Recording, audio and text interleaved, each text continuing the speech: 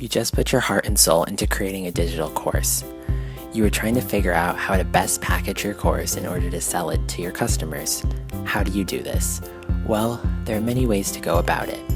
However, there are a few key things you must consider to effectively market your product. This video will outline 5 key considerations you must make when your package is a digital course.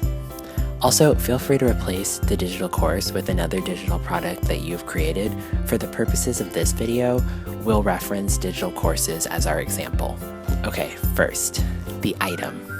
Your packaging needs to tell the audience what the product is, what the item is. This is particular for digital products. Physical products don't need as much clarity when it comes to packaging. They can get away with a little more ambiguity because people can utilize their other senses. People can feel the packaging and get a sense for what's inside. When people hold it, they can also know how heavy the item is. Some items may also have a distinct smell. However, with digital products, you only see what is on the cover art of the package, for instance.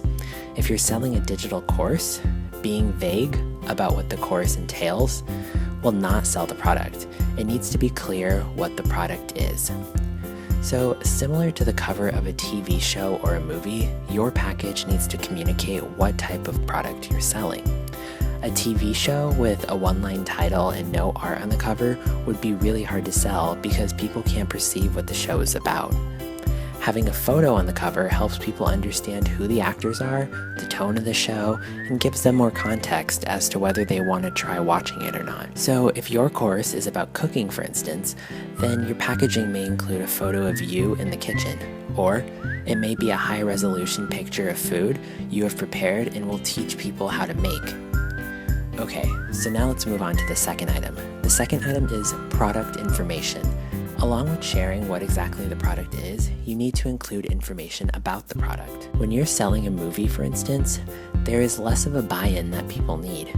People watch movies for entertainment purposes. Therefore, if a movie is bad, they're not that upset. However, with courses, people have different expectations. They are expecting to build a skill set or learn something new. Therefore, they'll be disappointed if their goals are not met. It should be clear what the course entails in the product information on the packaging. Some common items to include are your differentiators. For instance, if you created a cooking course, then indicate what types of food people will learn how to create. If there's a specific target audience for the food, maybe vegans, then note that. Maybe your course is all about making food quickly. You'll want to note that as well. Experience level is also something to consider. If your course is for beginners and you don't indicate that, advanced individuals may be disappointed if they buy your course. The packaging should indicate who the product is for. You may also want to include who the instructor is. If the instructor is a professional chef, for instance, that may be a selling point for many people. Another part of the product information is to include the skills and knowledge that will be gained. This is an important one, specifically for digital courses or any product where there are learning objectives. You may include that there are 8 lessons that cover certain topics all the way from prepping your kitchen to serving food with style. You could list learning objectives. You could share if there are any supplemental teaching materials. For courses, it's really helpful if you share all the benefits up front. Some people may think that it's nice to not share everything up front and keep some of the benefits, such as a downloadable cookbook, as a surprise for people who pay for the course and try it out. However, this isn't the best marketing strategy because you are reserving one of the main benefits of the course for people who have already bought the course. Instead, you should use that additional cookbook as a selling point when you're marketing your course, because this will only sweeten the deal for people who are on the fence about purchasing the course or not. One helpful tip is to see what your competitors are doing. How are they communicating the benefits of their product through their packaging? And how much information are they including on their package? One aspect that I'll definitely mention before we move on to number 3 is price. Price is part of the product information that you will definitely want to include on your package. This will make or break the deal for many people. If you can package your product in a way where the price is a good deal for the customer, then that is the best thing you can do for it. Now, The third function of packaging is that you want to support placement. So what do I mean by that? When people take a course in person, they may go to a school. They may take it at work. It may come across as a training seminar. But how a course is distributed online looks a little differently. There are certain platforms like Coursera or Skillshare where you can upload your course. You can also place courses on your website. Where do you want your course to live? This will help with packaging it. For instance, if you're thinking about putting your course on YouTube, then you'll need to consider the thumbnail for the course as well as the video description.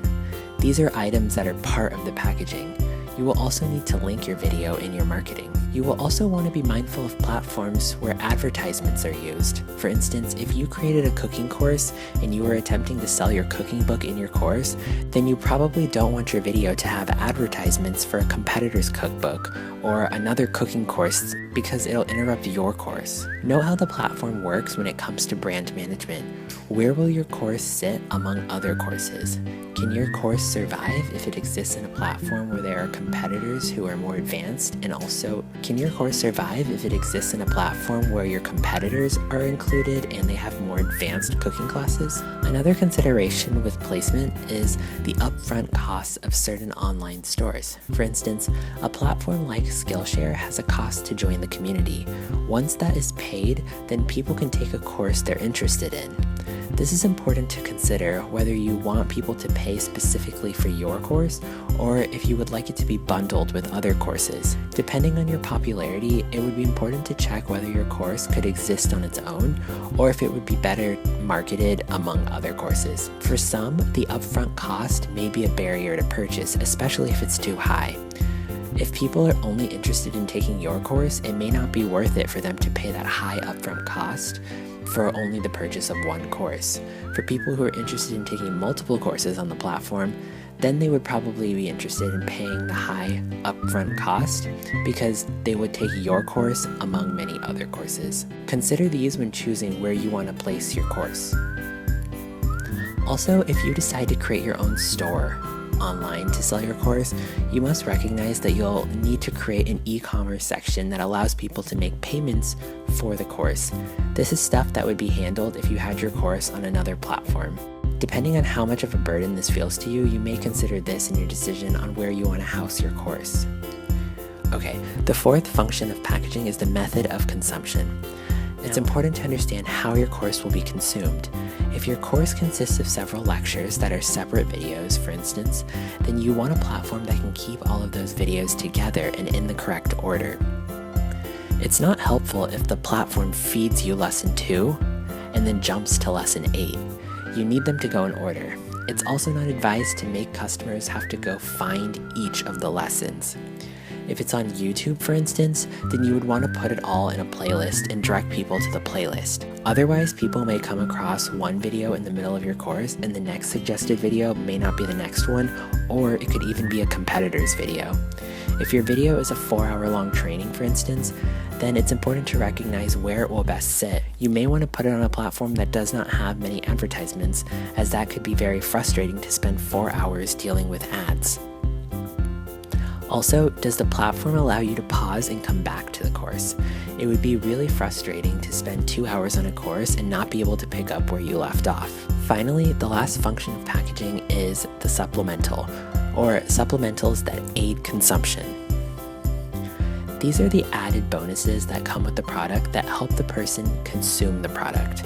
So for courses, this may be any added material or tool to help people learn. For a course on graphic design, for instance, this may be a free trial of Adobe Photoshop.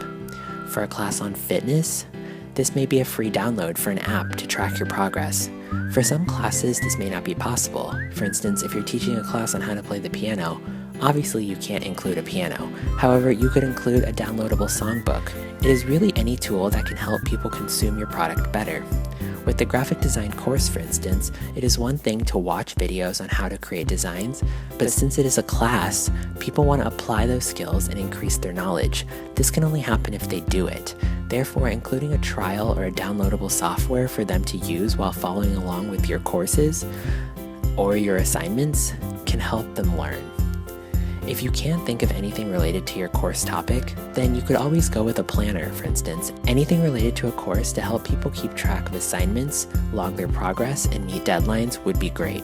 And these are supplementals that really help aid the consumption of the course. Now, I'm listing the 5 functions of packaging again, and you should consider them when marketing your digital course. They are: identify what exactly the product is, include information about the product, determine where the product will be placed, understand how the product will be consumed, and share any supplementals that aid in the consumption of the course.